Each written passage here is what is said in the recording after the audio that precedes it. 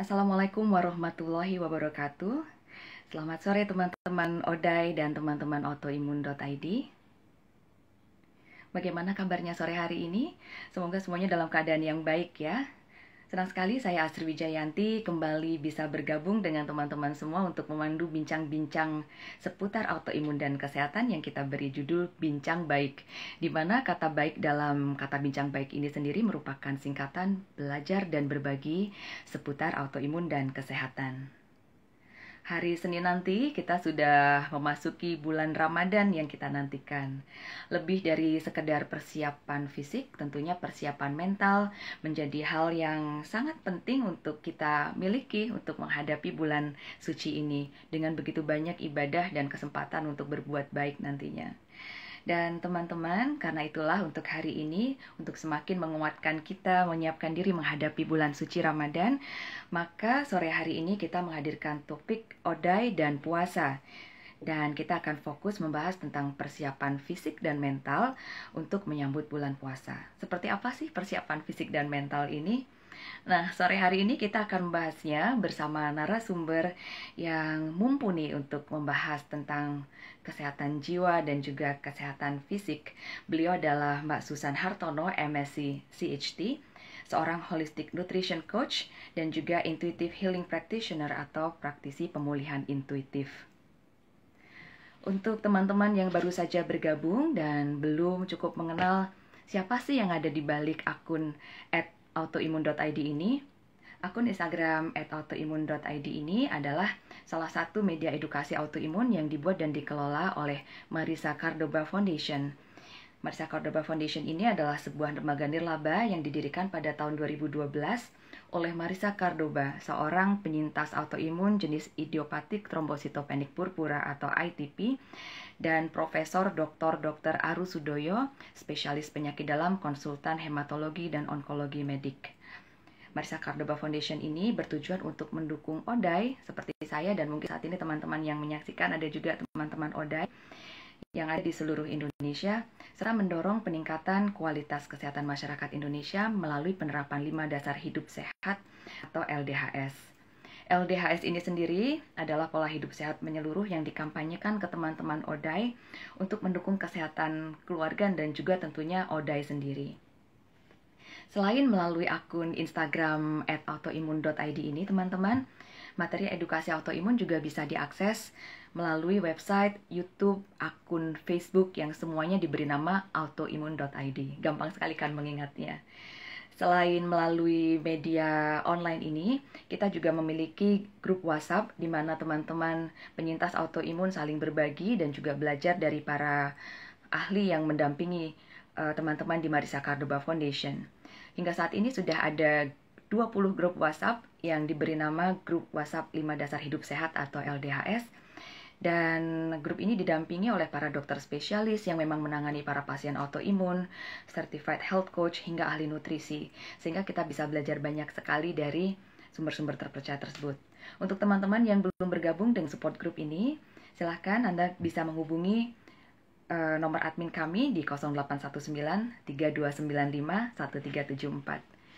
Wah, sudah banyak yang melambaikan tangan. Terima kasih teman-teman sudah hadir sore hari ini di sini, dan semoga semuanya dalam keadaan yang baik dan sehat ya. Tinggal nggak sampai 2 hari lagi kita sudah mau puasa.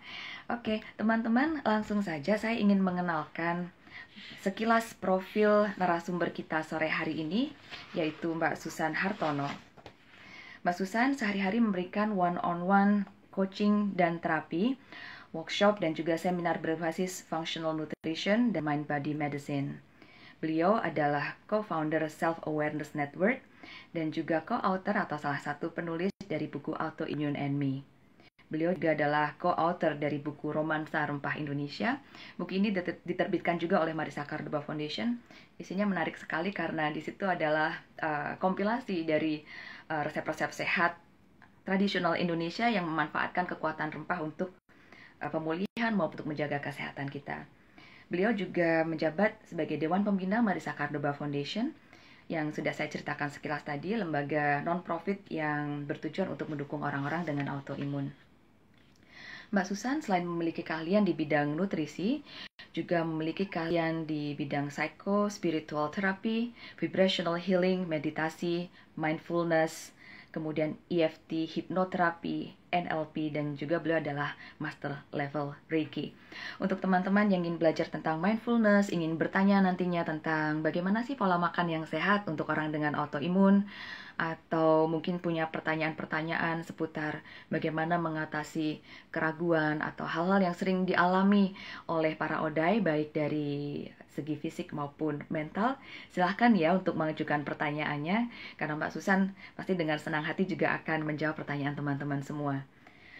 Mengenai latar belakang pendidikan Mbak Susan, beliau mendapatkan gelar Bachelor of Science dalam bidang Food Science and Technology dari University of California, Davis di Amerika Serikat atau UC Davis. Beliau juga memiliki gelar Master of Science in Nutrition dari Southeast Asian Minister of Education Organization Tropical Medicine dari Universitas Indonesia. Beliau juga menempuh Master Program for Eating Disorder and Obesity, sudah menyelesaikan program tersebut di National Center for Eating Disorders di London, Inggris, dan juga saat ini sedang melanjutkan pendidikan S3-nya di program Natural Medicine, di S3 program Natural Medicine di Quantum University, Amerika Serikat. Saya akan mencoba menghubungi Mbak Susan kali ini. Mohon ditunggu ya teman-teman. Oke. Semoga kita segera bisa terhubung dan koneksi kita sore hari ini akan lancar sehingga kita bisa segera berbincang dengan Mbak Susan.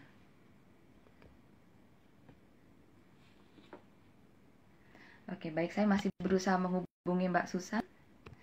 Kalau Mbak Susan sudah bergabung dengan ini, sepertinya sudah mengirimkan invitation juga. Teman-teman, silahkan disiapkan pertanyaannya. Semoga kita nanti bisa bersama-sama belajar dan menambah ilmu dan juga semangat kita untuk menghadapi bulan Ramadan. Halo Mbak Susan, selamat Halo sore. Mbak Asri, selamat sore Mbak Asri. Iya, terima kasih Mbak Susan sudah menyiapkan waktu, meluangkan waktu juga untuk menyiapkan materi kita sore hari ini. Bagaimana kabarnya Mbak Susan? Baik Mbak Asri, gimana kabarnya? Baik juga, Alhamdulillah Mbak. Terima kasih banyak ya Mbak ya. Semoga sore hari kita Iya, bisa bersama-sama berbagi ilmu dan juga menyemangati teman-teman untuk lebih antusias dan juga percaya diri mungkin ya dan nyaman menghadapi bulan Ramadan nanti. Mbak Susan, amin. bukunya banyak Ya sekali nih Mbak. Mbak di belakang. Saya senang kalau lihat perpustakaan seperti ini. Jadi penasaran Oh, koleksi buku-bukunya tentang apa saja. Ya, Mbak Susan. Langsung saja ya Mbak, kita akan membahas topik kita sore hari ini. Kan kita bicara tentang persiapan fisik dan mental untuk menghadapi bulan puasa nanti. Kalau kita bicara tentang persiapan fisik dan mental Mbak, sebetulnya prinsip apa sih yang bisa membantu Odai seperti saya dan mungkin teman-teman yang saat ini menyaksikan Instagram Live ini untuk bisa menjalankan ibadah puasa dengan maksimal Mbak? oke. Iya, jadi sebetulnya dalam segala hal, tanpa niat, tanpa intensi yang tulus, yang benar, itu semuanya tuh bisa dibilang hanya obligasi dan hanya sekedar aktivitas. Terlebih lagi puasa Ramadan. Jadi nggak harus puasa Ramadan gitu. Misalnya ambil contoh, seseorang yang odai itu kan pasti harus mengubah pola makan. Dari mungkin yang dulunya kita makan mie gitu, makan nasi banyak, makan mie, mungkin juga kita minum minuman yang manis. Nah, begitu odai, pastinya kita harus ada suatu perubahan pola makan, lifestyle, dan lain sebagainya. Itu pun, Mbak, kalau tanpa niat yang tulus dari awalnya, akhirnya semua perubahan itu jadi berat dan hanya sekedar obligasi gitu. Dan nggak akan menjadi way of living yang akhirnya bisa kita adaptasi untuk tujuan yang baik. Iya. Jadi seringkali kita bertanya, kapan ya harus kapan sih udahan? Ini pantangnya sampai kapan gitu, gitu Iya, kan? itu banyak banget Sering. Mbak yang tanya kayak gitu, Mbak. Iya. Iya. Iya. Nah, Mm-mm. kalau masih nanya seperti itu berarti belum belum ini, belum menjadikan perubahan lifestyle atau perubahan apapun yang perlu dilakukan itu sebagai way of living. Mhm. Jadi, kalau seseorang itu mengadaptasi perubahan sebagai bentuk dari oke, okay, this is apa way of living saya sekarang. Karena yang kita tahu Odai itu memang baiknya selalu berpantang gluten gitu. Jadi artinya itu adalah seumur hidup kita mesti Mhm. uh, mempunyai mindset nggak usah deh kita terlalu berdekatan dengan gluten. Orang nggak usah odai aja, makan gluten terus-menerus itu tidak baik, pasti akan Iya. menyebabkan leaky gut juga, apalagi Mhm. odai gitu. Mhm. Jadi Ya. kalau kita masih sering bertanya kapan sih kita boleh makan lagi, yang yang seneng-seneng lagi makan sampai puas lagi, nah Iya. itu berarti belum belum punya Mhm. niat yang tepat. Iya. Nah, sama juga sih dengan puasa, Mbak. Jadi untuk Mhm. kita puasa ini tujuannya kan lebih dari sekedar pantang makanan. Yang Betul. dipentingkan di sini prinsipnya adalah ibadahnya. Mhm. Nah, Iya. termasuk itu nanti kalau kita ibadahnya nomor satunya, jadi Mhm. niatnya yang tulus itu nomor satunya, masalah kita akhirnya berhasil berpuasa atau tidak, atau puasa kita tuntas atau tidak karena kita odai, itu Mhm. menjadi kedua dan ketiga gitu. Itu bukan Mhm. yang utama karena kan niatnya nomor satu. Betul. Iya. Uh, Ya, ketika menghadapi puasa ini kan memang Odai banyak yang mengalami keraguan. Di grup itu biasanya mulailah kurang lebih 2 minggu sebelum Ramadan itu sudah mulai muncul pertanyaan, kalau saya kondisinya seperti ini bisa nggak ya puasa? Saya masih seperti ini. Sebenarnya pengen banget puasa tapi saya tidak bisa. Nanti masuk bulan ya, Ramadan percakapannya beda lagi. Saya sedih banget karena misalnya hari ini saya masih sakit atau bahkan ada yang diopname begitu Mbak. Jadi ketika kita bicara tentang persiapan menghadapi Ramadan ini untuk teman-teman Odai, mungkin dimensinya jadi agak berbeda ya dengan dimensi teman-teman yang kondisi kesehatannya bisa dikatakan baik-baik saja. ya, Karena untuk ya. Odai sendiri, uh, yaitu ada mungkin bukan mungkin sih, sudah pasti harapan yang besar untuk bisa berpuasa, tapi ada hal lain. Hmm. Ada juga yang teman-teman mungkin sudah membaik kondisinya, terus kemudian ingin puasa, tapi ragu saya bisa atau enggak gitu. Nah, kalau kita bicara tentang mindfulness tadi, kan di awal sudah dibuka dulu tentang mindfulness, baik itu tentang makanan-makanan yang dipantang ketika kita menjadi odai, ataupun ketika menjalani puasa ini sendiri. Kalau kita bicara tentang mindfulness dalam konteks bulan Ramadan ini, kira-kira seperti apa sih Mbak prakteknya dalam persiapan dan pelaksanaan ibadah ini? Iya Mbak.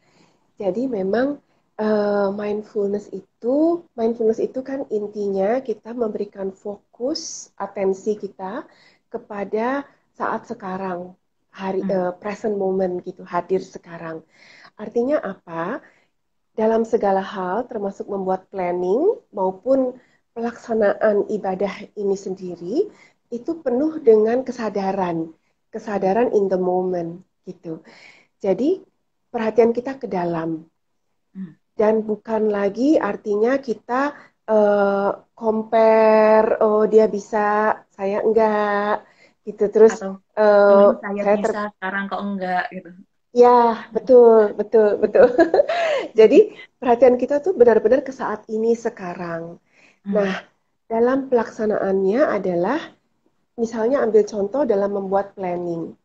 Hmm. Kan ibadah puasa itu akan jauh lebih berhasil apabila kita membuat planning yang matang dulu gitu. Hmm. Termasuk termasuk belanja. Artinya saya tahu kalau saya sebagai odai kebutuhan Hmm. saya apa nih gitu. Hmm. Kan kita nggak bisa sembarangan. Nah, terus kita juga tahu keterbatasan kita. Misalnya kita bisa masaknya itu jam berapa saat kita berpuasa seperti ini. Mungkin ada yang masih bekerja, mungkin sambil mengurus anak, suami atau apa gitu kan. Nah, Hmm. semuanya itu secara komprehensif kita bikin planning. Nah, tentu saja belanja-belanjaan apa-apa, persiapannya gimana, itu diplanningkan dengan tepat.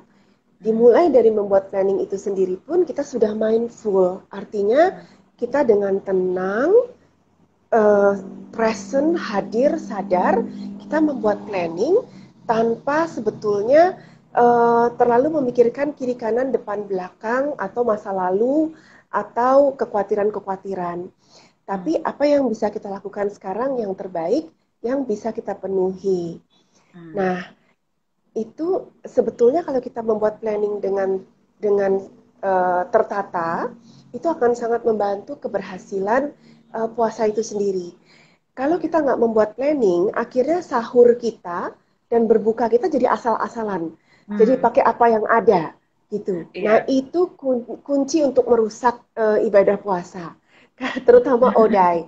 Karena seandainya sekalipun logika kita tahu nih, kita nggak boleh makan yang terlalu manis-manis atau goreng-gorengan, misalnya ambil contoh untuk berbuka, karena itu tidak baik, itu akan memicu inflamasi. Tetapi karena kita tidak sempat membuat planning yang tepat, nggak sempat menyiapkannya, nggak sempat masak, akhirnya kita ikutan makan apa yang ada di situ. Nah, itu akan membuat puasa kita gagal sebagai odai, karena kalau kita odai itu kita rentan inflamasi. Kita harus sangat menjaga tubuh kita untuk bisa memasukkan segala sesuatu yang baik sehingga tidak memasukkan inflamasi baru, peradangan baru dari makanan yang keliru. Gitu. Iya. Oh, betul banget nih Mbak. Saya ingat kasus berapa tahun yang lalu ya, di salah satu grup yang saya ikuti, itu ada cerita sebetulnya di awal puasa ini, salah satu teman ini dia udah semangat banget. Dan dia udah beberapa hari berpuasa, akhirnya puasanya akhirnya menjadi tidak bisa berpuasa lagi, karena pada suatu hari tergoda untuk makan sembarangan ketika berbuka. Dan akhirnya nggak bisa puasanya sampai nggak ada 2 minggu mungkin Mbak. Dan itu memang betul banget. Jadi planning sebagai seorang odai teman-teman untuk kita mau buka seperti apa, sahur seperti apa itu memang sudah ada true story-nya ketika kita tidak sungguh-sungguh merencanakannya bisa berantakan dan akhirnya berpengaruh pada kemampuan kita untuk menjalankan puasa itu sendiri. Betul banget Mbak. Jadi ingat cerita-cerita yang pernah ada di grup Mbak. Betul banget Mbak Astri. Iya. Kemudian kalau bicara tentang mindfulness ini sendiri kan berarti kan kita sini dan kini. Nah, tapi kalau misalnya saya rasa menjadi manusia adalah hal yang wajar ya, karena kita mungkin sebagai odai sadar diri bahwa kita punya keterbatasan. Kita mungkin memiliki keraguan. Yang sering kali muncul di benak odai adalah apakah saya mampu berpuasa nantinya? Karena kemarin aja nggak puasa, badan lemes, kemudian ya berbagai keluhan yang lainnya gitu lah Mbak.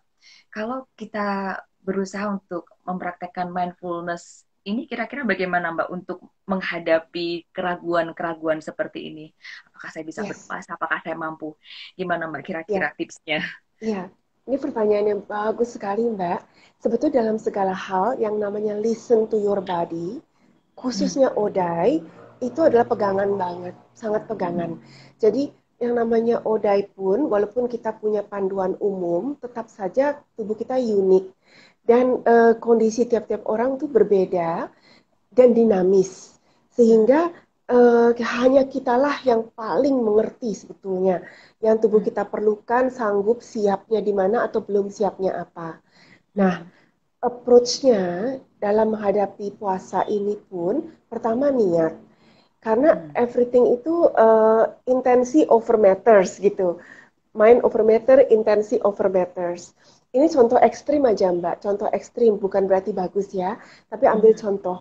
Supermi kita tahu ya bukannya apa-apa ya, itu tidak baik gitu ya.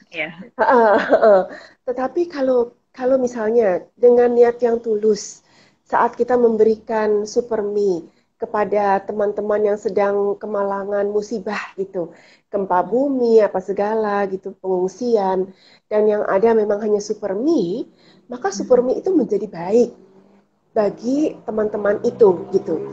Tapi supermi tidak baik kalau seorang odai yang punya pilihan untuk makan sehat memilih makan supermi terus berdoa-doa berharap supermi itu baik. Itu membohongi diri sendiri gitu kan. Nah, sama juga selalu pertama-tama diawali dengan niat intensi itu. Apabila kita sebagai Odai, kita berniat untuk berpuasa dan berdoa betul-betul bahwa kita ini melakukan sebagai ibadah, saya percaya Tuhan pasti mendengar dan akan bersama-sama dengan kita melakukannya. Itu yang Iya. pertama. Kemudian Tuhan pasti juga akan membisikkan kepada kita, kalau kita listen to our body, Tuhan akan membisikkan juga kepada kita bahwa lakukan saja sampai sesuai kita atau tubuh kita merasakan itu pas-pasannya sendiri gitu. Jadi dengan kata lain, jangan sampai kita forcing kalau tubuh kita itu sudah mengatakan bahwa sudah tidak kuat ini untuk hari ini. Tidak kuat hari ini bukan berarti tidak kuat besok. Karena kita itu dinamis. Ya, ya, Kita ya. dinamis, makhluk manusia itu sangat dinamis sebetulnya energetically. Semua adalah energi.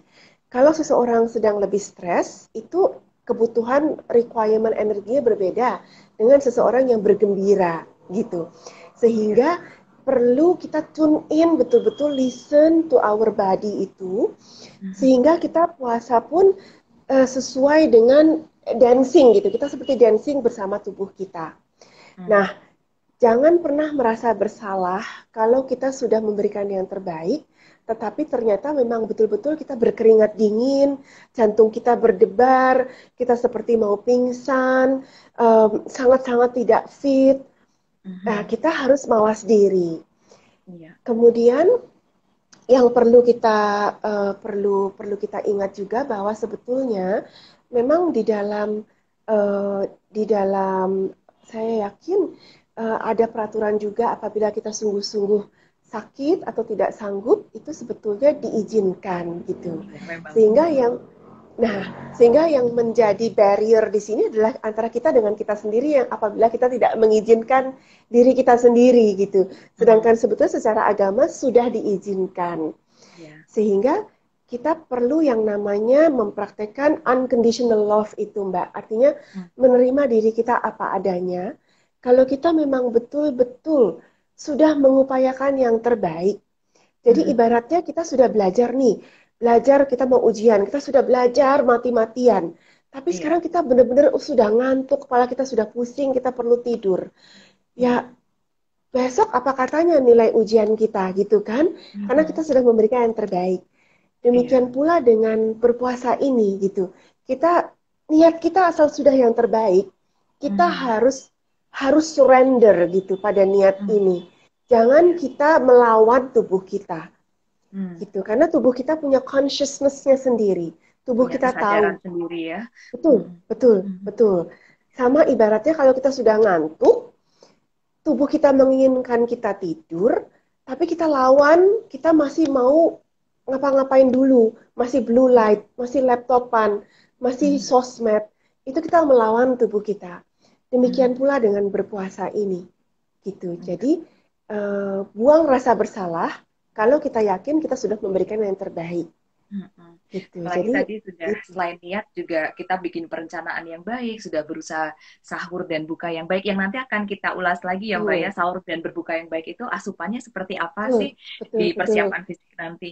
Tadi Iya, secara iya, tidak langsung Mbak Susan juga udah uh, menjelaskan tentang bagaimana kalau misalnya Odai sakit, sedih dan kecewa itu tadi mempraktekkan self love ya untuk unconditional love, cinta tak betul, bersyarat untuk diri kita sendiri bahwa betul, ya kita sudah niat, sudah berusaha sebaik-baiknya, ya, surrender akhirnya pasrah dan memang kalau di Islam sendiri kan juga ada mekanisme untuk teman-teman yang tidak sanggup menjalankan puasa untuk membayar hutang puasanya. Sungguh ya. memang sudah direncanakan begitu indah untuk kita semua ya teman-teman Mhm, ya. mhm. Itu tadi sudah bisa menjawab juga pertanyaan yang sebenarnya saya siapkan untuk mengatasi rasa sedih dan kecewa kalau nggak bisa puasa ya Mbak ya. Dan tadi ada poin Ya, penting nih ya, teman-teman yang disampaikan. Hari ini nggak bisa puasa tuntas, belum tentu besok kita nggak bisa. Karena betul. sekali lagi hidup dan tubuh kita dinamis ya Mbak ya. Oke, Ya, betul Mbak. sekali, Mbak. Kan selain puasa nih, kalau di bulan Ramadan ini hal lain yang sangat perlu juga kita jaga adalah lebih menjaga lisan dan perbuatan. Ya sehari-hari kita harus menjaga itu, tapi lebih diingatkan lagi daripada Iya, pahala iya, puasanya nanti batalkan ya. betul, betul. Betul. Ada ada tips nggak Mbak untuk membantu kita lebih disiplin menjaga diri, menghindari perilaku negatif? Kan soalnya sekarang kayak sosial media tuh kayak one click away gitu. Kayak kita mau buka Mm-mm, akun gosip itu mm-mm. tinggal kadang-kadang Betul, pun kita nggak kepengen muncul di explore di Instagram gitu. betul, betul. Bagaimana Mbak cara mempraktekkan mindfulness untuk menghindari pengaruh-pengaruh yang mungkin akan membawa kita ke perilaku yang tidak kita inginkan sebetulnya? Iya, betul. Jadi pertama-tama Mbak, kita mesti adaptasi mindset bahwa eh, selalu perlakukan siapapun dan apapun seperti yang kita ingin diperlakukan juga. Jadi what comes around itu goes around. Apabila kita fokus pada gosip dan juga enjoying gosip, misalnya ambil contoh aja, maka itu pun yang akan terjadi pada kita. Jadi Hmm, kita pun akan menerima seperti itu. Tetapi hmm, kalau kita memilih untuk uh, mengatakan, membicarakan apapun yang keluar dari mulut kita itu hanya yang baik, maka kita pun akan menerima yang sama tanpa kita mengetahui itu. Kapanpun siapapun akan memperlakukan kita yang sama gitu. Karena semua itu energi. Jadi apapun yang kita berikan, energi positif yang kita berikan keluar itu adalah energi positif yang akan kita terima balik. Itu pertama-tama. ya. Kedua, biasakan untuk membuat suatu bentuk ritual. Jadi afirmasi positif bisa kita jadikan sebagai ritual. Ambil contoh misalnya, kita bisa bikin masing-masing afirmasi yang pas untuk kita. Dan kita tahu kelemahan kita masing-masing. Hmm, Misalnya kelemahan kita, ambil contoh, saya itu sering lupa bersyukur, misalnya ambil contoh. Nah, mungkin kita bisa memulai dengan membuat afirmasi. Tiap hmm, pagi, misalnya kita mengatakan afirmasi itu. Contohnya adalah hari ini, atau kita bisa bilang just for today, hanya untuk hari ini, saya menjadi manusia yang lebih bersyukur. Saya mau lebih banyak tersenyum. Just for today, hanya untuk hari ini, saya akan membuat list apa-apa saja yang dapat saya syukuri. hmm, hmm. Hari ini saya akan lebih menghargai apapun perbuatan baik yang terjadi pada saya yang saya terima. Nah, besoknya kita ucapkan lagi seperti itu, gitu. Iya. Hari ini saya akan lebih sering berterima kasih kepada siapapun yang saya temui. Jadi, tiap hari kita mengatakan hal seperti itu, kita ulang lagi besoknya juga kita seperti itu, maka tiap hari kita sebetulnya otomatis akan menjadi orang yang seperti itu, Ya, gitu. Lalu setuju. mungkin afirmasi yang lain gitu. Kalau misalnya kita orang yang gampang bersedih, maka kita buat afirmasi yang relevan. Hari ini kita lebih banyak tersenyum. Hari ini saya akan lebih fokus menjadi orang yang lebih ceria, lebih lebih mau berbagi, tertawa dan tersenyum dengan orang lain misalnya. Dan menerima senyum orang lain dengan tulus dan juga membalas dengan senyum juga, misalnya ambil contoh. Jadi Ya, banyak sebetulnya afirmasi sesuai dengan kita tahu kelemahan masing-masing. Yuk kita cari kelemahan itu, lalu kita buat afirmasi kebalikannya, gitu. iya. Yang bisa kita lakukan tiap-tiap hari. Nah, itu bisa sangat membantu itu, Mbak. Iya, Heeh. setuju banget Mbak Susan. Sebagai Odai, berbagi sedikit, kan ketika masa-masa sakit yang parah dulu, Ya. ya memang kalau kita fokus ke yang berat pasti akan berat gitu. Tapi ketika Mhm. saya dulu berusaha untuk memberikan afirmasi positif ke diri saya, kemudian bersyukur Ya. akan hal-hal kecil, itu rasanya luar biasa banget loh Mbak. Karena ternyata ya hal kecil yang dulu tidak tampak ketika masih sehat sebelum sakit, itu akhirnya jadi tampak.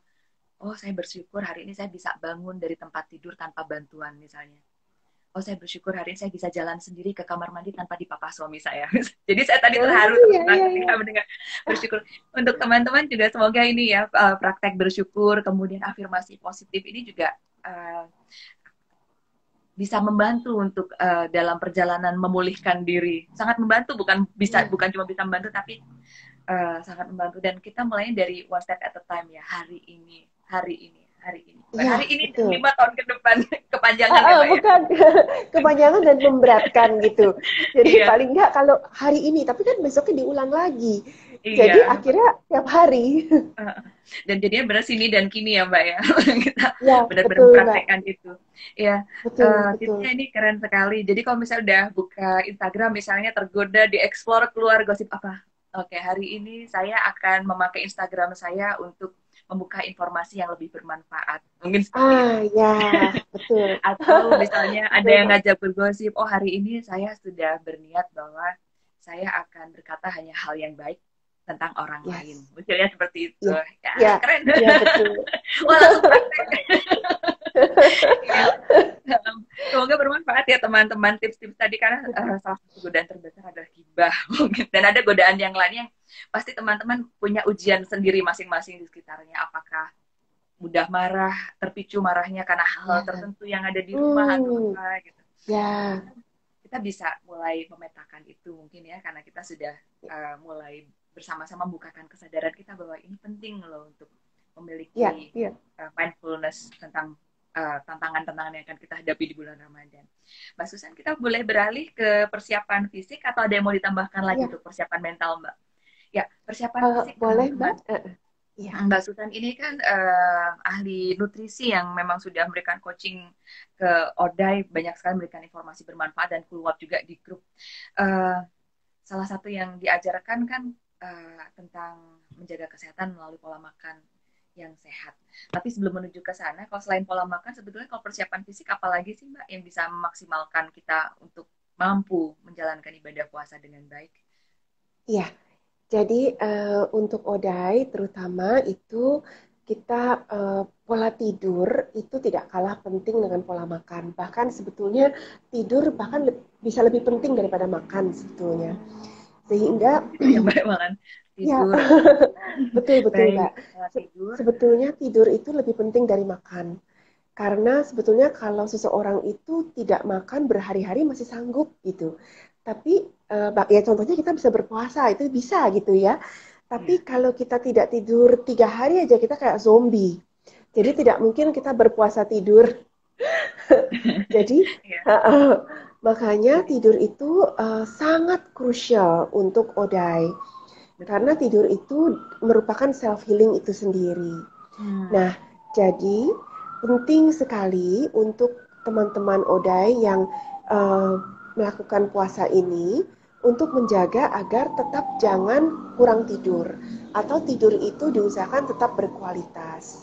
Hmm. Jadi ambil contoh misalnya, cobalah kita bisa ambil power nap itu Mbak. Hmm. Kan kalau kita kadang-kadang bisa punya waktu ya 10 menit, 15 menit sebentar saja gitu. Di siang Hmm. hari usahakan kita power nap. Hmm. Tapi bukan berarti itu lebih dari setengah jam. Karena Oh, kenapa tidur Mbak? yang lebih dari setengah jam itu Hmm. counterproductive. Oh, Itu oke. akan itu Tidur akan siang ya membuat maksudnya ya? tidur siang, betul tidur Oh, siang. ya. Jadi tidur yang lebih dari setengah jam itu Hmm. bisa berisiko tidur malam kita kurang berkualitas. Sedangkan kalau kita tidur sekitar cuma 5 menit, 10 menit, 15 menit, pokoknya tidak lebih dari 30 menit, itu Hmm. justru memberikan energi boost Hmm. untuk tubuh kita, stamina meningkat, otak bisa berpikir jernih kembali, dan memberikan kita energi boost untuk menjalani hari ini dengan lebih produktif. Hmm. Gitu. Oke. Jadi uh, itu ambil saat kita berpuasa itu usahakan untuk nap kalau bisa. Hmm. Tidur siang Kemudian sebentar dari siang tidur hari ya. siang, Baik. iya. Hmm. Kemudian Ya. malam harinya itu usahakan berkualitas, gitu. Hmm.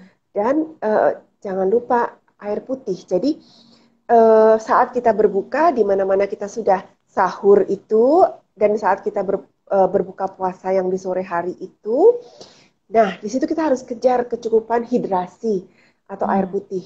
Tanpa air putih yang cukup, resiko puasa kita akan bermasalah. Hidrasi yang Ya, cukup itu seberapa banyak, Mbak? Mungkin bisa oke. dijelaskan. Ya. Jadi sebetulnya usahain banget, ini secara general aja Mbak, Hmm. usahakan sekali tidak kurang dari 8 gelas. Tapi kalau Hmm. bisa sih 8 sampai 10 gelas ya per hari itu umumnya. Itu bisa dikejar. Eh, dan jangan kita minum air putih itu menegak banyak sekaligus dalam waktu yang singkat gitu. One setting Baik. langsung minum 1 galon gitu. Nah, itu Oke. itu bahaya karena Oke. itu bisa water intoxication. Kalau seperti itu bisa ada toxicity juga. Kita Ya. bisa tubuh kita bisa kehilangan elektrolit. Hmm, Jadi malah ya sebetulnya sebaliknya air ya. iya, Hmm, heeh. oke. Jadi cara mengejarnya itu pas sahur itu usahakan 2 sampai 3 gelas Hmm, pada saat sahur. baik. Kemudian pas berbuka sampai tidur kita itu sisanya untuk bisa mengejar ketercukupan 8 sampai 10 gelas itu. Jadi Hmm, sedikit-sedikit tapi kita tambah terus saat kita di waktu kita makan itu kita hmm. minum. Ya. Mbak Susan, Heeh. mumpung masih bicara tentang air putih ini, suhu Ya. air yang kita minum itu ada pengaruhnya nggak sih Mbak? Kan ada yang bilang kalau air yang terlalu dingin tidak baik begitu kan? Sebaiknya Hmm. di suhu berapa? Ataukah memang ada hubungannya atau tidak sih Mbak? Suhu air Oke. untuk yang masuk ke dalam tubuh? Eh, Ya, sebetulnya kalau ada hubungannya directly langsung, itu sebetulnya tidak serta-merta seperti itu. Hmm. Tetapi hubungannya itu akan lebih seperti ini, Mbak. Em, Seseorang yang kan kita semua beda-beda, kita mesti mengerti sekali lagi listen to your body, tune in. Hmm. Em, ada seseorang yang cenderung yin, ada seseorang yang cenderung yang gitu. Kalau di dalam ranah TCM, energetik gitu ya, yin and Hmm. yang itu berpengaruh. Jadi orang yang cenderung yin itu usahakan apapun juga itu lebih cenderung yang hangat. Tubuh kita pun tahu, saya Hmm. lebih cocok pagi-pagi itu sesuatu yang hangat dulu, atau saya cocok dengan sesuatu yang sifatnya jus buah atau sorry bukan jus buah, jus sayur atau smoothies buah atau buah-buahan potong itu Hmm. cenderung dingin sifatnya kalau ke Hmm. tubuh kita. Nah, ada orang yang tidak bisa. Demikian pula dengan air putih. Sama, kita harus adjust gitu. Baik, baik. Beda kalau kita habis olahraga. Kalau olahraga Hmm. tubuh kita tuh heat gitu, panas Hmm. kita. Nah, Ya. kita harus cool down dengan sesuatu yang sifatnya bisa lebih dingin dari biasanya. Hmm. Kemudian, kemudian perlu juga orang yang tenggorokannya itu rentan, ada Hmm. insensitivity, faktor sensitivitas, faktor Hmm. allergic reaction atau apa, ada orang Ya. yang kalau kita konsumsi minum air putih dingin berlebihan Hmm. atau makan sesuatu yang dingin berlebihan, entah itu makan buah dingin sekaligus, itu Ya. tenggorokan kita langsung nggak enak. Ya, Nah, ada yang itu seperti juga itu. hati-hati ada yang tidak. Kemudian Hmm. ada juga faktor lain, Mbak. Kalau Hmm. seseorang itu kurang tune in pada tubuhnya, lalu minum air putih itu selalu dingin terus dalam Hmm. dalam waktu yang lama. Jadi bukan Ya. sekali 2 kali, tapi dalam waktu yang lama dan terus menerus itu tanpa disadari bisa saja ada terjadi suhu tubuhnya itu agak turun dari suhu tubuh normal yang seharusnya. Nah, Hmm. apabila suhu tubuh itu cenderung jadi yin dan yang kita itu keluar dari balance kita, Hmm. disitulah enzim-enzim pencernaan kita sering terganggu Oke. gitu. Tetapi hal seperti itu tidak terjadi dalam sekali 2 kali. Jadi minum dingin sekali 2 kali langsung menyebabkan seperti itu tidak gitu. Kebiasaan jangka panjang Jadi ya, Mbak. betul betul. Jadi Hmm. sebetulnya faktor-faktor seperti itu yang perlu lebih dijadikan apa tuh patokan-patokan untuk kembali lagi listen to your body. Oke, oke. Iya, Uh-uh. makanya Itu. selama ini kan banyak yang bingung. Saya enakan minum air dingin, tapi satu lagi bilang, kok nggak enak kalau itu tadi termasuk pagi apakah mulai dengan minuman rempah hangat atau dengan smoothies buah yang dingin misalnya. Beda-beda orang mau beda-beda reaksinya Betul, ya. Baik betul, teman-teman, jadi itu betul. jawabannya ya. Kita dengarkan tubuh kita perhatikan bagaimana tubuh kita bereaksi. Ya Mbak Susan ya. Ya, Mbak Susan kalau tadi kan kita udah bicara tentang air putih, kemudian persiapan fisik yang kita butuhkan tentang tidur yang cukup, kemudian minum. Kemudian kita sudah boleh masuk ke tentang pola makan Mbak Susan, karena banyak yang nungguin ya. ya sepertinya ya. Kalau kita bicara tentang pola makan, eh, tidak hanya selama puasa ya. Kalau untuk Odai sendiri, mungkin bisa dijelaskan Ya, ke kami iya, untuk Odai itu seperti apa sih Mbak sebetulnya pola makan yang iya baik? Mbak. Oke. Jadi untuk panduan ODAI itu ikuti pantangan ODAI. Jadi kalau ODAI pastinya rambu-rambu kita itu kita menjauhi gluten, menjauhi produk susu dan turunannya itu sudah pasti, menjauhi 4P plus 1P itu GMO. Itu sudah Hmm, pasti itu baku. ya. Nah, khususnya saat berpuasa pun sama. Sebetulnya panduan itu harus dilakukan. Di luar itu, Hmm, usahakan setiap kali kita gini, sahur itu jangan pernah di skip karena sahur itu selain itu ibadah itu sendiri, sahur ya. itu ada kan orang yang mungkin memilih aku makannya dibanyak-banyakin aja malam supaya pagi nggak usah sahur gitu. Jadi bisa puas Nah, tidurnya ada yang begitu.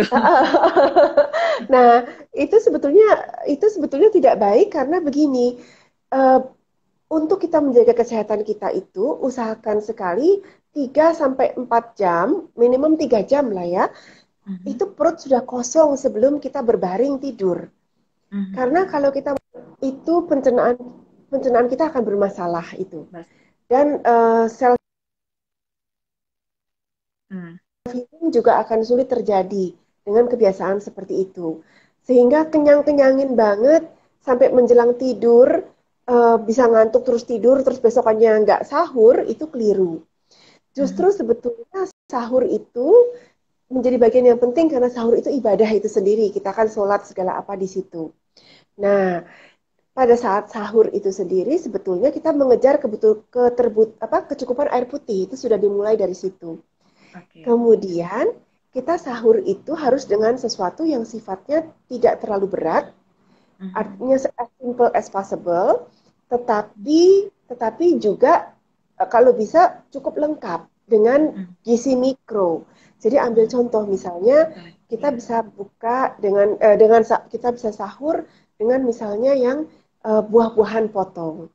Atau Hmm, kalau cocok dengan smoothies, smoothies itu sudah gabungan antara buah dengan sayuran. hmm, Cocok juga dengan kita air kaldu, kaldu tulang, bone broth, itu mhm. andalan kita. Nah, itu Iya, bisa kita pakai untuk sahur. Karena itu sudah iya. memasukkan mineral di situ, memasukkan gizi mikro di situ, kolagen di situ. Itu sudah baik sekali untuk ketercukupan. Protein juga ada. Nah, Mhm, itu sahur kita hendaknya yang seperti itu, simple, mhm. mudah dicerna, tetapi tidak kurang gizi mikro. Jadi Oke. gizi mikro itu didapat dari mana? Bone broth gizi mikro, buah-buahan gizi Mhm, mikro, sayur-mayur itu mhm. gizi mikro. Nah, Iya. kemudian kalau kita mau karbohidrat dan protein nggak masalah, Iya. sesuaikan. Mhm, Mungkin ada yang sudah bisa plant based gitu ya, yang lebih semua cenderung nabati tidak masalah. Tetapi kalau yang mhm, masih makan protein hewani silahkan. Misalnya mhm, dengan telur setengah matang atau telur rebus, telur mhm. sehat, boleh gitu. Eh, Iya. tapi kalau kita mau plant based, kita andalan kita itu selalu legumes, kacang-kacangan, Mhm. biji-bijian. Asal Hmm, diolah dengan benar, hati-hati sekali lagi, tidak semua odai serta-merta sudah siap dengan legumes, biji-bijian, kacang-kacangan ya, itu. Karena masih ada yang terlalu memberatkan pencernaan. Tetapi baik. bagi yang sudah siap, itu Mhm, bisa diolah dengan baik, itu bisa kita jadikan menu. hmm. Nah, untuk berbukanya, Mbak, Iya. ingat, berbuka itu untuk kita ingin menjalankan puasa dengan benar dan mendapatkan manfaat berpuasa, manfaat kesehatan Mhm, berpuasa yang iya. optimum, kita tidak berbuka seperti istilahnya tajil-tajil ikutin yang manis-manis itu. Itu Iya. bukan, terus terang bukan teman Odai. Kalau kita Iya. berbuka puasa dengan yang apa penuh dengan gula-gula Gula manis-manis tepung-tepungan, iya. dan lemak juga, Mbak, biasanya Nah, kan. iya betul, Mhm, betul. Goreng-gorengan apalagi juga itu. Eh, iya. bukan seperti itu. Karena semua yang tinggi kandungan gulanya, tinggi goreng-gorengan seperti itu pemicu peradangan, pemicu Hmm, inflamasi. Nah, sehingga kita berbuka, andalan utama kita untuk berbuka pasti dengan kurma, karena mhm. kurma itu juga makanan Nabi, itu memang sudah di set seperti itu gitu. itu sesuatu yang baik. Kemudian dengan buah potong atau lagi-lagi dengan smoothies. Mhm. Lalu dengan itu kita singkat kan berbuka, Mbak Susan. Mhm. kita mesti variatif, Mbak. Gitu. Mhm. Mesti Iya, variatif. Jadi pinter-pinter sayur itu divariasikan. iya. Sayurnya sebaiknya sayur yang matang atau setengah matang atau yang mentah, Mbak? Kalau bicara tentang sayur dan olahannya untuk Oda ini, ada yang disarankan yang baik seperti apa, Mbak? Iya, iya. Jadi sebetulnya kalau untuk yang pencernaannya sudah relatif kuat, itu Mhm. sangat disarankan untuk selalu ada sayur mentahnya ikut. Hmm. Karena di situ Kenapa? enzim hidup kita dapatkan. Mhm. Enzim-enzim yang hidup itu, enzim-enzim yang masih lengkap gitu ya, itu didapat dari sayuran mentah. Mhm. Tetapi bagi yang belum siap, karena sayur mentah itu juga tidak mudah dicerna. Nah, Hmm. bagi Oda yang belum siap, terutama kalau yang ada masalah dengan IBD misalnya, atau Crohn disease, celiac Hmm. disease, seperti itu. Atau Oda yang masih flare, masih sangat flare. Tidak disarankan Masih sebetulnya. kambuh atau gejala penyakit Betul, autoimunnya masih parah ya. masih Ya. parah, betul. Itu hati-hati Iya. dengan sesuatu yang mentah-mentah, karena Hmm. itu lebih sulit dicerna juga. Maka Oke. fokuskan dengan lebih banyak kaldu-kaldu, lebih banyak dengan kukus-kukus, sayur kukus Hmm. cepat, seperti itu. Itu Atau enak banget kuah, tuh, Jam. ya, Hmm. jadi kaldu andalan atau kaldu tulang maupun kaldu sayuran, veggie broth Hmm. gitu, atau kaldu sayur itu andalan, atau kukus-kukus. Nah, yang penting Hmm. di sini karena apa namanya kita berbuka dan sahur itu terbatas ya Mbak jamnya. Jadi kita perlu Iya. mengejar variatif. Jadi jangan sampai Hmm. kita monoton. Jadi Hmm. coba variasikan, ganti-ganti. Disitulah kita harus planning dengan mindful. Sayur itu warnanya harus lengkap. Jadi merah, kuning, hijau, semua itu semaksimal mungkin kita cukupi dalam seminggu. Warna pelangi Gitu. lah pokoknya ya, Mbak ya, Warna rainbow color. pelangi, iya, Iya. betul. Karena di situ antioksidannya itu. Jadi Iya. sesuai antioksidan itu dengan warna-warna pelangi itu harus kita cukupi itu di situ. Iya. Gitu. Mbak, Nah, Mbak Susan? Hmm. uh-uh. Silahkan dilanjutkan dulu deh. Sebenarnya saya Oh, ingin oke. kembali bertanya tadi kan sempat disebut tentang kacang-kacangan tuh legume. Ya. Yang sering menjadi pertanyaan terutama bagi teman-teman yang punya rheumatoid arthritis. Boleh saya kembali ke Hmm, legume dulu sebelum kita berlanjut betul lagi ya. betul Mbak. Untuk Betul. teman-teman yang punya rheumatoid arthritis atau masih merasakan apa ngilu-ngilu di persendian, Ya, apakah memang perlu mengurangi konsumsi kacang-kacangan? Karena sering banget iya. ada pertanyaan seperti itu, Mbak. Betul, betul, betul, Mbak. Untuk autoimun, rheumatoid arthritis atau apapun juga yang masih Hmm. flare ya, masih cenderung flare, Mbak. Mm-mm. Mbak Susan, maaf koneksinya ya. Ya. Oh ya ya, harus sangat berhati-hati dengan legumes. Hmm. Karena legumes itu bukan cuma legumes, tapi sebetulnya kacang-kacangan dan biji-bijian juga eh, Mhm. itu sebetulnya banyak zat anti nutrisinya yang kalau Hmm. tidak kita olah dengan benar itu bisa memicu peradangan juga. Jadi misalnya Hmm. itu tinggi leptin, tinggi asam sitat misalnya. Hmm. Nah, sehingga pengolahannya itu menjadi krusial. Hmm. Pertama-tama kita harus betul-betul melakukan perendaman yang cukup. Hmm. Jadi di Berapa lama itu, atas Mbak? 12 jam biasanya Mbak, 12 jam ke Mhm. atas itu diupayakan. Mhm. Kemudian kita harus masak juga. Jadi eh, misalnya dengan kita rebus atau kita kukus yang lama atau kita presto. Nah, Hmm. kalau seperti itu kita cenderung berhasil mengurangi zat-zat anti nutrisi tersebut. Tapi itu pun kembali lagi listen to your body. Belum bisa serta merta kita yang odai langsung siap. Eh, Hmm. Sekalipun kita sudah presto, langsung siap dengan legumes itu gitu. Jadi kalau yang belum jangan dipaksakan dan Hmm. perhatikan portion size, porsi. Hmm. Mungkin kalau cuma 1 sendok makan is okay, tetapi kalau sudah 5 sendok makan mulai sakit-sakit semua. Nah, itu Hmm. mesti hati-hati. Jadi caranya adalah memulai dengan dosis yang sangat rendah. Jadi Mhm. legumes, kacang-kacangan, biji-bijian itu memang punya zat gizi yang sangat baik, punya serat Mhm. yang sangat aman khususnya untuk diabetes. Iya. Tetapi mungkin tidak dalam jumlah banyak untuk kita yang odai. Jadi mungkin Iya. 1 sendok makan saja itu sudah baik, nggak apa-apa. Kita satu Mhm. sendok makan saja, gitu. Kita Mhm. masukkan gizinya cukup, tapi kita nggak lakukan 3 sendok makan. Itu sudah mulai Mhm. kebanyakan. Nah, jadi kita fine tune in dengan badan kita masing-masing. Listen to your body itu crucialnya di situ. Mindfulness-nya itu di situ tuh Mbak. Jadi kalau kita Iya. mempraktekkan mindfulness, kita itu makan perlahan, tidak ngebut. Eh, Mhm. kalau kita mindless gitu, mindless eating, kita cenderung Mhm. makan, makan, makan, makan, kekenyangan kita stop.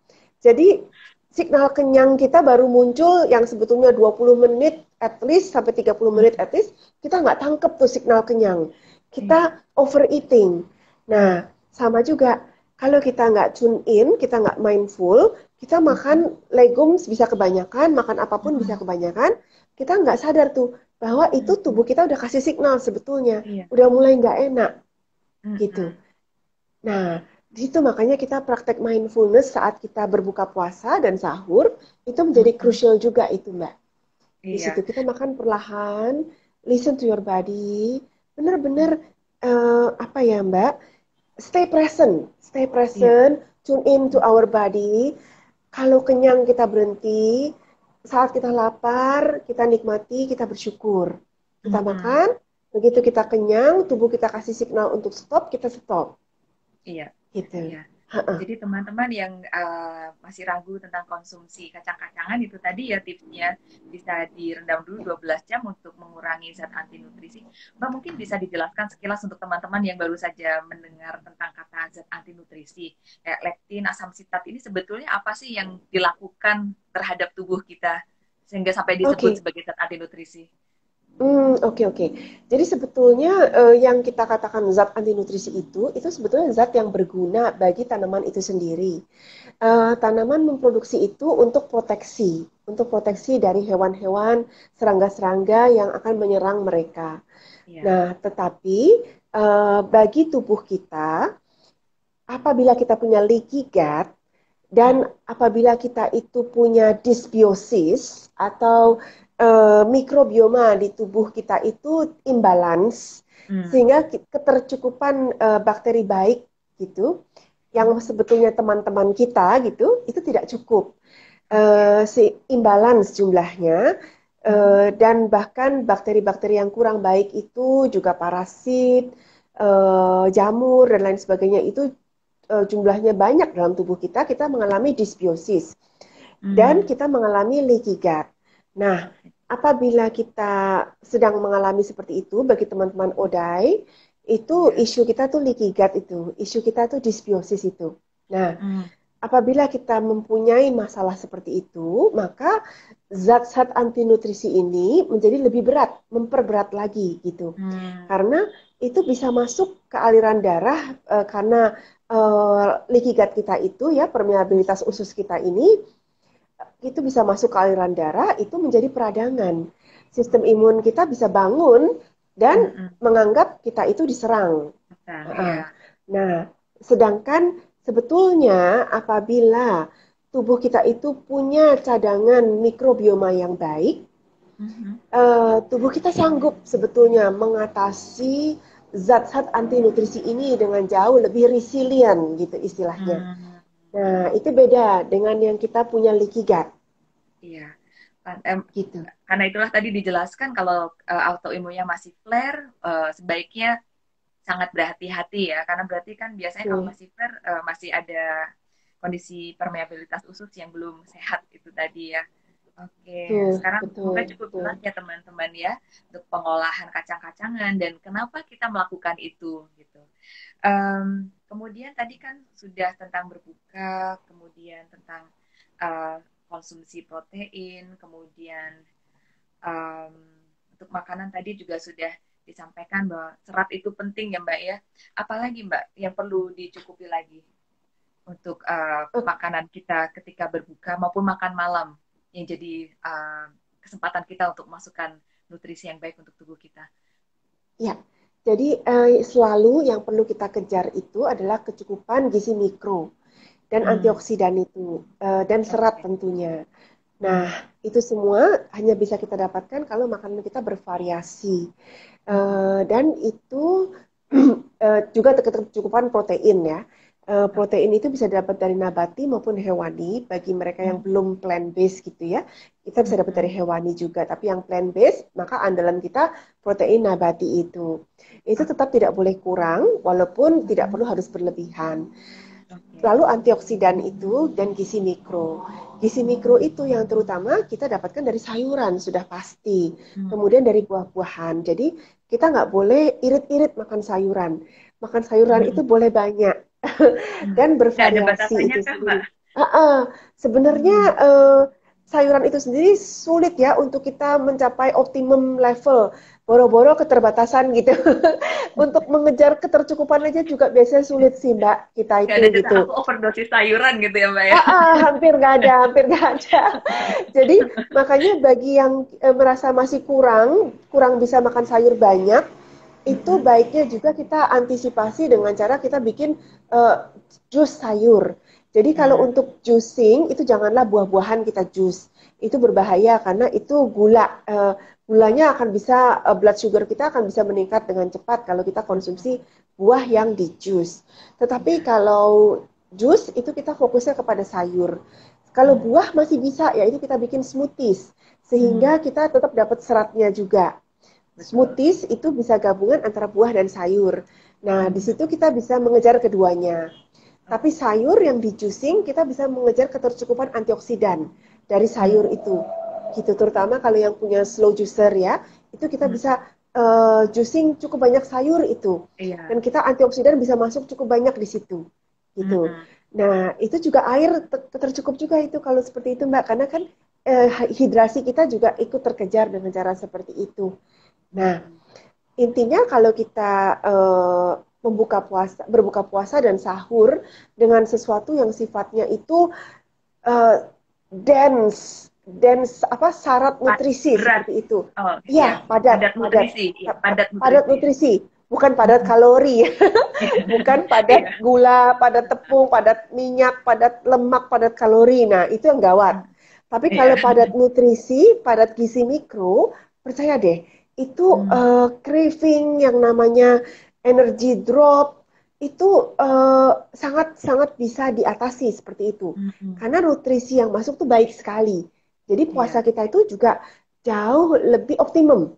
Kita akan Hmm, mendapatkan optimum itu iya. dengan syarat nutrisi seperti itu.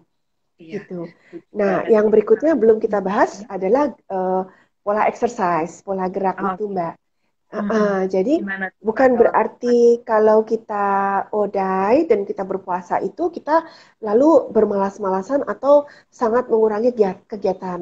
Sekali hmm, lagi hmm, kita harus pahami tubuh kita masing-masing, tapi hmm, kita tetap harus bergerak gitu. Kalau yang nggak kuat untuk benar-benar apa istilahnya berolahraga jangan dipaksa.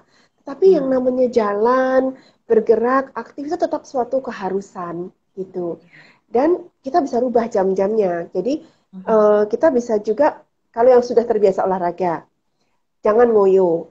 Bukan hmm, waktunya untuk ngoyo saat berpuasa ini gitu. Kita malah iya. bisa memasukkan oksidatif stres. Malah jadi tubuh kita stres, malah jadi penyakit. Heeh. Tapi kita bisa rubah tanpa ngoyo. Jadi Nah, kita contohnya bisa gimana, Mbak? usahakan olahraganya itu menjelang berbuka misalnya. Oh, oke, Atau oke. sesudah berbuka. Hmm, Nah, jadi kalau kita menjelang berbuka, kita bisa jalan 30 menit mungkin, jalan cepat 30 menit. Lalu kita hmm. habis itu kan berbuka. Oh, Nah, enak banget tuh rasanya pasti. gitu. Jadi kita kejarnya menjelang itu gitu. Jadi jangan lagi kita olahraga di jam biasanya. Kalau mungkin ada ibu-ibu yang olahraga jam 10 pagi. Nah, itu berat tuh jadinya. Kalau Iya, sekarang ini kita berpuasa begini kita olahraga jam 10, itu berat karena kita hmm, haus kan? iya Hidrasi. betul. Hidrasinya nanti sulit dipenuhi karena kita nggak bisa minum setelah itu gitu. Iya. Jadi coba digeser ke sudah Hmm. berbuka atau menjelang berbuka. Kalau Itu setelah sahur itunya. bagaimana, Mbak? Kan banyak juga yang habis sahur terus pagi-pagi langsung dilanjut dengan Hmm, sholat subuh lalu olahraga gitu. Gimana, Mbak, kira-kira? Oke, yang akan menjadi sering menjadi permasalahan itu memang di ketercukupan airnya jadi Mbak. Oh iya. hidrasinya itu ya. Heeh. Mm-mm. Iya, Nah, iya. jadi kalau cuman sekedar misalnya kita melakukan aktivitas dalam pengertian kalau ibu-ibu kan masak gitu ya, Mm-mm. kita aktif tetap beberes rumah, bebersih, antar jemput anak atau apalah ya, beraktivitas itu nggak masalah. Mm-mm. Jadi bukan berarti kita duduk diam terus akhirnya jadi malah lebih ngantuk, itu energi kita malah jadi drop, nggak seperti itu. Tapi kita dengan bergerak, kita oksigen juga kita masuk. Jadi Iya. tetap ada aktivitas. Tetapi bukan berarti exercise gitu, terutama Mm-mm. kalau untuk odai. Jadi saran saya sebetulnya eh, lagi-lagi memang kita unik, dengarkan suara tubuh masing-masing, tetapi Mm-mm. akan lebih mudah sebetulnya, cenderungnya lebih mudah itu kalau kita dekatkan ke arah yang berbuka sih, atau Mm. sesudah berbuka itu. Karena bisa mengejar ketercukupan air putih di situ lebih mudah. Iya, iya, betul, betul. Iya, ini tipsnya bagus Ya. sekali nih. Jadi akhirnya terpikir, oke kalau mau olahraga berarti mendingan sore hari. Mbak, kalau mengenai konsumsi probiotik dan prebiotik selama bulan Ramadan, apakah ada saran penambahan atau pengurangannya atau bagaimana Mbak sebaiknya untuk memenuhi Ya, kebutuhannya? oke. Jadi probiotik ini selalu gampang-gampang sulit karena tubuh kita dinamis. Dan Hmm. sebetulnya probiotik itu harus selalu di-adjust dengan kondisi mikrobioma kita. Nah, siapa yang tahu Hmm. persisnya mikrobioma kita sekarang ini lagi butuhnya apa atau lagi Mhm. disbiosisnya bagaimana gitu. Jadi Hmm. penggunaan suplementasi probiotik itu pun sebetulnya perlu selalu kita review. Demikian pula dengan konsumsi makanan-makanan probiotik. Hmm. Nah, kalau kita sedang berpuasa, terutama mungkin ada makanan probiotik yang cenderung asam. Eh, Ya. Nah, itu mungkin hati-hati juga bagi mereka yang Hmm. mungkin rentan ada GERD atau MAH. Oke. Coba itu lebih apa ya? Lebih istilahnya lagi-lagi dengarkan tubuh masing-masing. Kalau Mhm. tidak bisa mengkonsumsi probiotik itu jam 4 pagi, jam 3 pagi seperti itu, jangan. Mhm. Hmm. Coba itu lakukan nanti setelah kita mungkin sudah berbuka dengan sesuatu yang sifatnya mungkin kurma, Hmm. kaldu, bone broth seperti itu. Lalu mungkin di tengah-tengah sebelum kita makan berat, kita ada konsumsi probiotik kita misalnya. Hmm. Itu bisa di situ. Entah itu sifatnya suplementasi ataupun makanan probiotik. Jadi Hmm.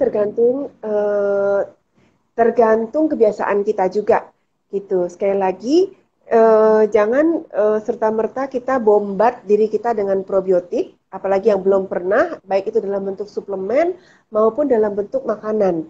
Karena Hmm. keduanya itu bisa menjadi bumerang. Bisa ada Hmm. healing crisis Mhm. ataupun kalau kita belum bisa dengan asamnya itu, kita bisa Ya. mah gitu. Hmm. Makanya banyak yang Jadi mules setelah minum probiotik. Ada yang heran kan katanya disarankan untuk ODA, tapi kok saya malah jadi kayak gini gitu. Iya, betul, betul, betul. menjelaskan Dan efeknya. lagi pula, itu kita memasukkan teman-teman gitu. Itu kan probiotik itu kan makhluk hidup ya, Mbak. Iya, Nah, betul. itu reaksinya di tubuh kita, itu kita perlu seperti kayak kalau kita berteman dengan sesuatu yang baru, itu kita uh, fine tuning dulu, deket-deketan, Kenalan dulu. saling kenal, iya, Iya. gitu. Kalau kalau tubuh kita nggak siap, healing crisis itu bisa parah sekali. Efek Mm-mm. detoksnya Iya, itu bisa parah sekali, bukan menjadi baik. iya. Heeh, Sempat gitu. Jadi, menemukan kasus begitu juga di antara ya, teman-teman iya, iya. di komunitas Betul, kebetulan. betul. Jadi tadi saya tanya karena ini kan salah satu hal yang disarankan, tapi juga masih ada kebingungan harus gimana nih gitu. Mbak, Betul. ternyata karena kita bahas probiotik, ada yang bertanya bagaimana dengan yogurt yang kemasan atau minuman probiotik yang banyak di kemasan yang di pasaran yang berhuruf depan Y itu Mbak. Iya. Saya berusaha nggak nyebut Oh, iya, merek. iya, iya, iya. Apakah bisa untuk oh, ini kelihatan nih di layar Mbak Susan nih ya? Iya, iya. Oke. Oke, Gimana oke. Mbak Susan? Heeh. Kalau untuk probiotik tuh yang selalu paling aman tuh tempe ya, tempe non Oh. GMO itu pasti aman gitu. Hmm. Terutama kalau kita sudah terbiasa makan tempe mentah yang non GMO, nah itu memang Enak bagus itu. sekali. Iya. Heeh, heeh.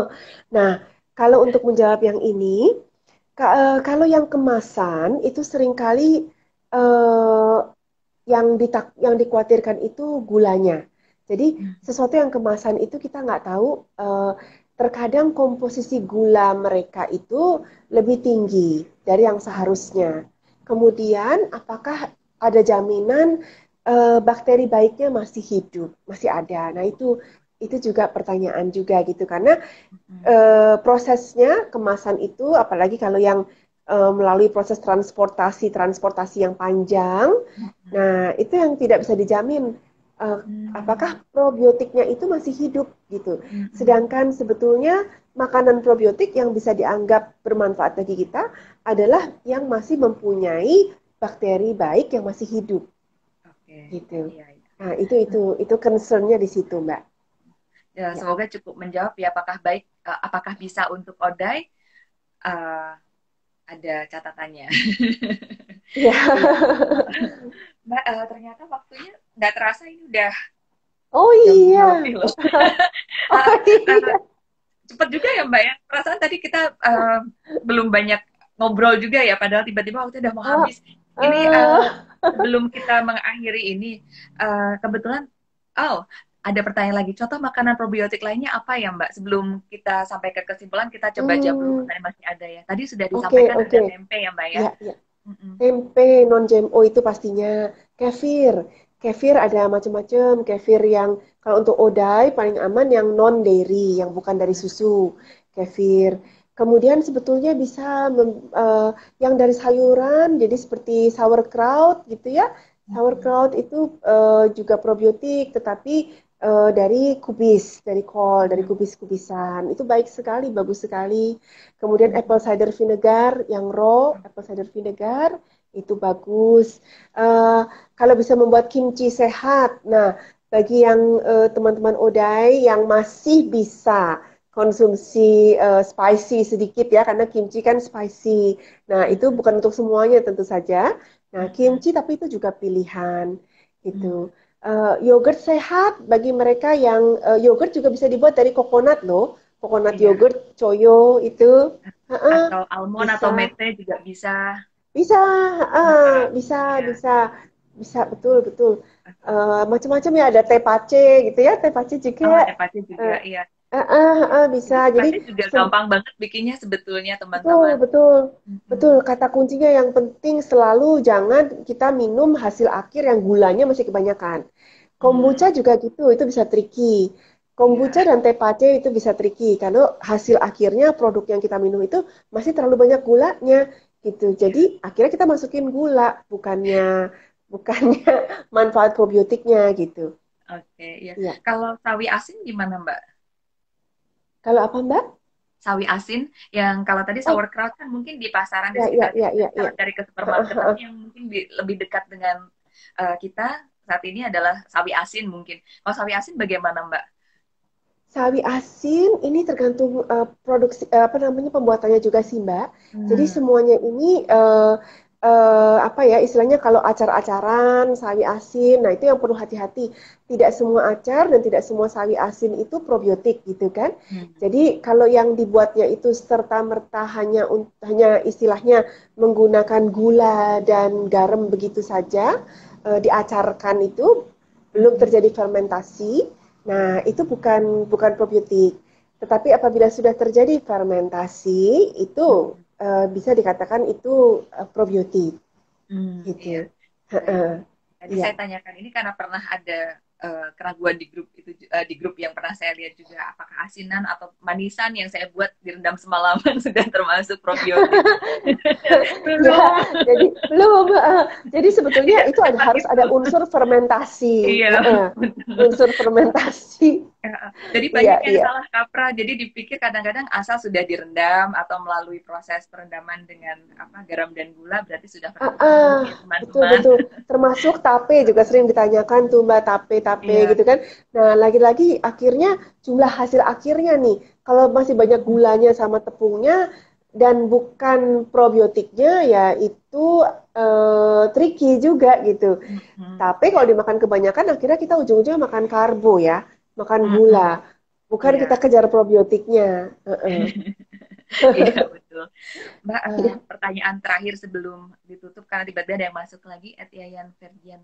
Sayur yang paling direkomendasikan untuk SLI apa, Mbak? Oh, oke.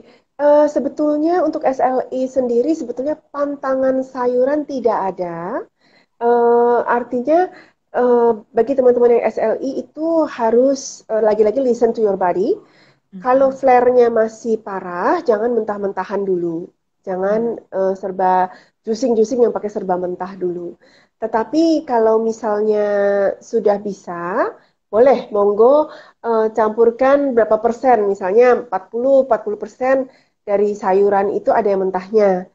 Nah, Mhm. tentu saja sayuran secara umum kalau yang bagus ya, yang punya manfaat gizi yang baik sekali, juga manfaat detox yang bagus sekali, itu jenis misalnya brokoli.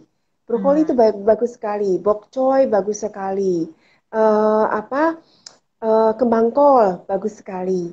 Nah, jadi kita sering-sering konsumsi brokoli, bok choy, kembang kol seperti itu kita bisa bisa istilahnya boost detox, Hmm. detox mekanisme kita juga gitu. Oke. Sayur-sayuran seperti itu. Ya, tapi kalau Baik. untuk kale Mhm. itu tidak saya sering mendapatkan kasus untuk yang konsumsi kale berlebihan atau yang belum siap mengkonsumsi kale itu sulit Hmm. dicerna Ya, gitu. ada Jadi juga kale yang harus jadi hati-hati. bloated ya, kadang-kadang ya malah. Ya, Mhm. betul, Ya. betul, Baik, betul. semoga cukup menjawab ya teman-teman jawaban-jawaban dari Mbak Susan tadi. Waktunya sudah habis dan sudah lewat malahan ini Mbak Susan untuk menutup bincang-bincang kita sore hari ini ada kesimpulan yang ingin disampaikan untuk ditekankan lagi ke teman-teman untuk persiapan fisik dan mental menghadapi bulan Ramadan ini. Oh, iya Mbak, rasanya sih yang paling penting akhirnya kembali ke niat ya Mbak ya. Untuk Mm-mm. teman-teman Odai, eh, jangan putus asa dan jangan sampai kita terlalu mementingkan mekanismenya dibandingkan niatnya gitu. Ingin perfect atau how to-nya itu Mm-mm. terlalu dijelimetkan gitu. Tetapi Mm. kita fokus pada ibadahnya, fokus pada Baik, niatnya gitu dan setuju. dengarkan Mm. suara tubuh masing-masing. Itu Mm-mm. sih Baik, sebetulnya yang menjadi lebih kunci ya. Iya. iya. Baik, Mbak Susan, terima kasih banyak untuk teman-teman yang saat ini sudah tidak sabar menyambut bulan suci. Semoga seperti tadi yang disampaikan di awal oleh Mbak Susan, kita berdoa kan niat kita juga ditemani Iya. dengan doa bahwa kita ingin melakukan ini sebagai ibadah. Semoga doa kita untuk bisa menjalankan ibadah bulan Ramadan dengan sebaik-baiknya dikabulkan dan kita tetap sehat dari hari pertama hingga hari terakhir nanti dan bahkan seterusnya Amin. karena banyak juga riset yang menunjukkan bahwa puasa ternyata membuat tubuh kita bisa lebih sehat kalau Yes. dilakukan dengan Iya, baik dengan mengatur betul. pola nutrisi yang baik Betul. juga. Semoga bermanfaat teman-teman. Terima kasih lagi Mbak Susan. Iya, terima Dan karena udah mau bulan kasih. Ramadan, kami mohon maaf lahir batin kalau misalnya ada kesalahan selama ini. Bincang Baik masih akan terus berlanjut Iya. meskipun bulan Ramadan nanti. Dan insya Allah kita akan ketemu lagi minggu depan dan semoga bisa ketemu lagi dengan Mbak Susan untuk membahas topik-topik yang lainnya yang dekat dengan kehidupan kita, orang dengan autoimun. Terima Iya, kasih Mbak dengan Susan. senang Selamat hati, Mbak melahirkan. Astri. Ya, terima Terima kasih kasih teman-teman. banyak. Mari teman-teman Wassalamualaikum. semua. Ya, terima kasih. Wassalamualaikum warahmatullahi wabarakatuh.